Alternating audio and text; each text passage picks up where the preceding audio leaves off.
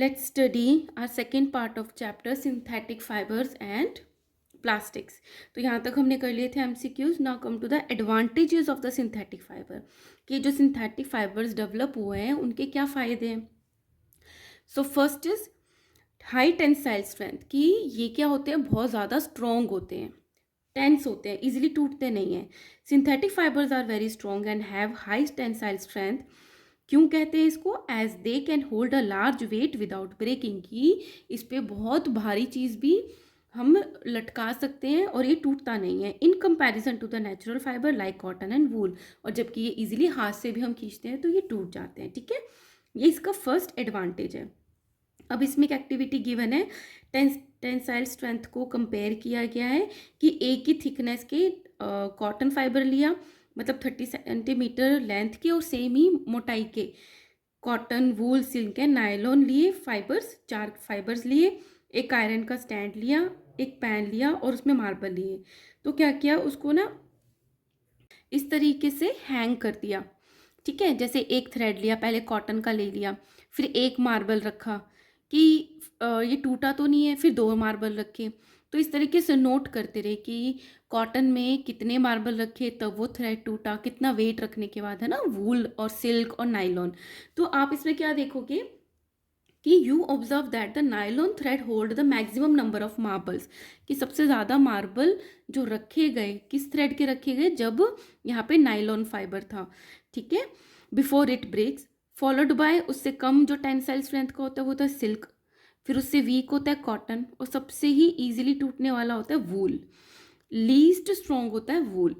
The thread which hold the maximum number of marble is the strongest. तो सबसे ज़्यादा जो वेट को कैरी कर सकता है, होल्ड कर सकता है, वो सबसे ज़्यादा स्ट्रॉन्ग है और वो था नायलॉन. ठीक है, प्रिकॉशंस क्या है, all thread should be the same length and almost the same thickness. ऐसा नहीं है कि हमने कोई धागा मोटा या पतला ले लिया, सेम लेंथ का और सेम ही थिकनेस का लिया था. सो कंक्लूजन क्या निकला, tensile strength of the nylon that is the synthetic fibre is more then of the silk, cotton and वूल. जो सिंथेटिक फाइबर की टेंसाइल स्ट्रेंथ है वो इन तीनों से, जो हमारे नॉर्मल फाइबर्स हैं, उनसे ज़्यादा है.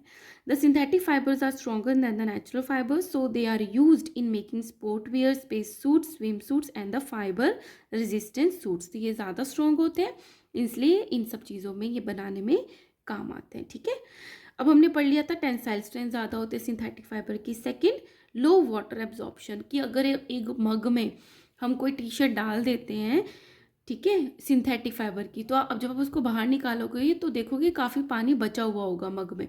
तो ये क्या करते हैं, बहुत कम वाटर को एब्जॉर्ब करते हैं. The synthetic fibre absorb very little amount of water. Due to this a wet cloth of synthetic fibres dry out rapidly. जब कम एब्जॉर्ब किया तो ड्राई भी जल्दी हो जाएगा. Synthetic fibres are said to possess drip dry property. मतलब drip करो और फटाफट उसको ड्राई कर सकते हो. The natural fibers like the cotton, wool and silk, however, absorb a lot of water. कभी आपने वूल का अपना कोई स्वेटर हो, उसको डिप करके देखा है कि आप उसको बकेट में डिप करोगे, बाहर निकालोगे तो आपसे उठता नहीं है, इतना पानी वो एब्जॉर्ब कर लेता है.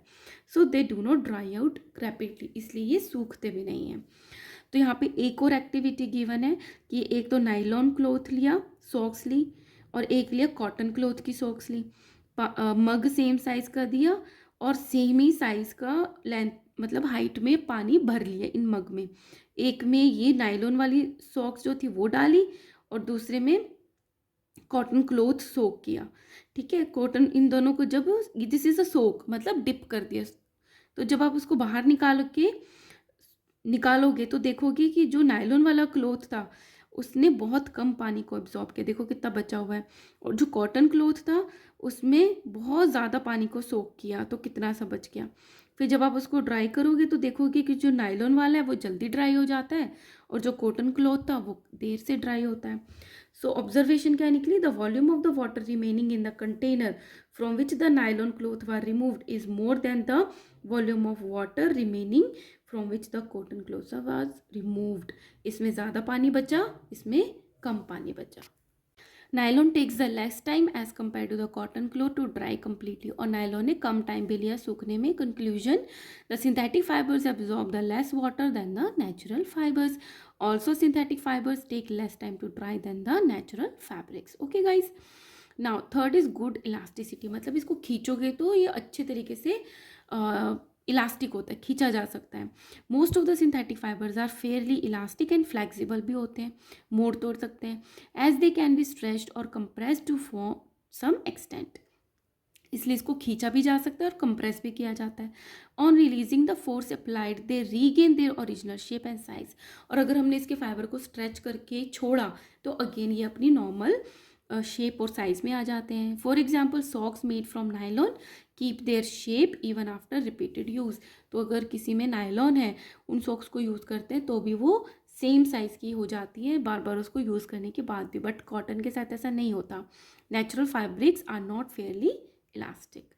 ना फोर्थ इज रिंकल रेजिस्टेंस. क्या होता है, हमारे जो कपड़े होते हैं उनको वॉशिंग मशीन में धोते हैं, सुखाते हैं, तो उस पर सल पड़ जाती है, रिंकल्स पड़ जाते हैं. बट ये जो फैब्रिक होते हैं ये रिंकल फ्री होते हैं. Most synthetic fibre do not get crumpled easily during washing और wearing. They are wrinkle free and keep permanent creases. और एक जगह क्रीज बनी हुई है तो वहाँ से बनी रहेगी. Clothes made of natural fibres get crumpled. जबकि कॉटन के जो क्लोथ्स हैं वो इजीली उन पर सल पड़ जाते हैं, as they are not wrinkle free. तो ये भी एक एडवांटेज हो गया. थर्ड है एब्रेजन रेजिस्टेंस, मतलब जल्दी से कटते फटते नहीं है. Most of the synthetic fibre have a high abrasion wear and tear resistance. बहुत रफ टफ होते हैं. So the clothes made of the synthetic fibre are long lasting and durable. इसलिए वो लंबे टाइम तक चलते हैं. Natural fibres have low abrasion resistance, so they are less durable. Sixth is moth resistance, मतलब इस पर कीड़े नहीं लगते हैं. Most of the synthetic fibres are not attacked by the moths and the mould. The natural fibres are however attacked by the moths and the mould. ठीक है, fungus, कीड़ा, ये सब नेचुरल फाइबर्स को लग सकता है, बट सिंथेटिक फाइबर जो होते हैं वो रेजिस्टेंट होते हैं. Seventh is light weight. ये बहुत, इनका जो वेट होता है बहुत लाइट होता है, हल्के होते हैं ये. Most synthetic fibres are quite light weight. Natural fibres are comparatively heavy. 8 is inertness. Inertness मतलब न्यूट्रल से होते हैं. Most synthetic fibres are chemically more inert than the natural fibres. किसी के साथ रिएक्ट नहीं करते, है ना, तो ये कैसे होते हैं, मोस्टली इनर्ट होते हैं. Less expensive. Synthetic fibres are less expensive and more affordable. हम खरीद भी अच्छे से सकते हैं, बहुत सारे खरीद सकते हैं क्योंकि कप सस्ते होते हैं than the natural fibres. So these are the advantages. क्या क्या फ़ायदे हैं, बट कुछ डिसएडवांटेजेस भी होते हैं सिंथेटिक फाइबर्स के, उसके बारे में पढ़ते हैं. दे मेल्ट एंड बर्न ईजिली. जो फाइबर्स हैं वो ईजिली मेल्ट भी हो जाते हैं, मतलब हल्की सी गर्मी लगने से पिघल भी जाते हैं और उसमें आग भी जल्दी लग जाती है. The synthetic fibres catch fire more readily than the natural fibres. Synthetic fibres catch fire and shrink to form beads which stick to the skin. जो सिंथेटिक फाइबर्स होते हैं, आपने देखा होगा कभी प्लास्टिक वगैरह को जलाते हैं ना तो श्रिंक हो जाती है, वो गांठ सी बन जाती है उसकी, है ना. इसी तरीके से जो सिंथेटिक फाइबर्स होते हैं वो बहुत जल्दी आग को कैच करते हैं और श्रिंक होकर बीड बना लेते हैं जो कि स्किन पे चिपक जाती है. Therefore it is not advise to use clothes made of synthetic fibre while working near flame और fire such as in kitchen और वाइल बर्निंग क्रैकर्स. इसलिए एडवाइज नहीं किया जाता है कि आप सिंथेटिक फाइबर्स को पहनकर किचन में काम करो या फिर अपने पटाखे जलाओ. Most of the synthetic fabrics require very careful ironing as they melt very easily. तो आयरनिंग की वैसे ज़रूरत भी नहीं पड़ती, बट अगर आयरनिंग करनी होती है तो बहुत कम टेम्परेचर पे करनी होती है. हाई टेम्परेचर पे ये पिघल जाते हैं, ठीक है, मेल्ट हो जाते हैं, गायब भी हो जाते हैं वहाँ से. Second is non biodegradable. मतलब ये जो फैब्रिक्स होते हैं ये अपने आप ख़त्म नहीं होते, बायोडिग्रेडेबल नहीं होते हैं. Synthetic fibres are non biodegradable, therefore they cause soil pollution. इसलिए ये सॉइल पोल्यूशन कॉज करते हैं क्योंकि कहीं ना कहीं तो डंप होगा ही ना. Third is uncomfortable during summer. Summers में कंफर्टेबल नहीं होते. Most of the synthetic fibres can absorb very little moisture. ये एक्सपेरिमेंट हमने अभी करा था, ये एब्जॉर्ब ही नहीं करते हैं पानी को. So in hot and the humid weather when we sweat the sweat is trapped. तो पसीना जो होता है वो फंस जाता है between the fabric and the skin. Therefore, the synthetic fabric stick to the body when the body sweat. पसीना आता है, अंदर ही रह जाता है तो हमारी बॉडी से चिपक जाता है ये. And make the wearer uncomfortable. जिससे जो पहनता है सिंथेटिक फाइबर गर्मी में उसको अनकम्फर्टेबल लगता है because the sweat can not be absorb. क्योंकि जो स्वेट है वो एब्जॉर्ब ही नहीं हुआ. Fourth is cause skin problems, और इसकी वजह से कुछ स्किन प्रॉब्लम्स भी होती हैं।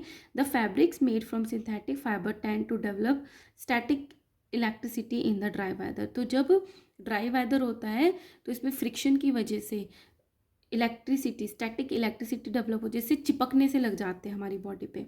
The spark due to the static electricity can be seen at night. रात को अगर आप सिंथेटिक फाइबर्स को ऐसे रब करते हो तो आपको वो स्टैटिक स्पार्क भी दिख सकता है।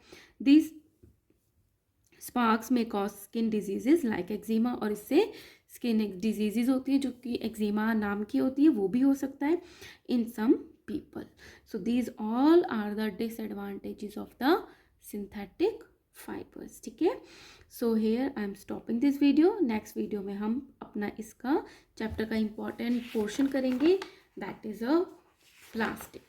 ठीक है, और फिर हमारा चैप्टर लगभग ख़त्म हो जाएगा। Okay, so bye and take care, keep studying.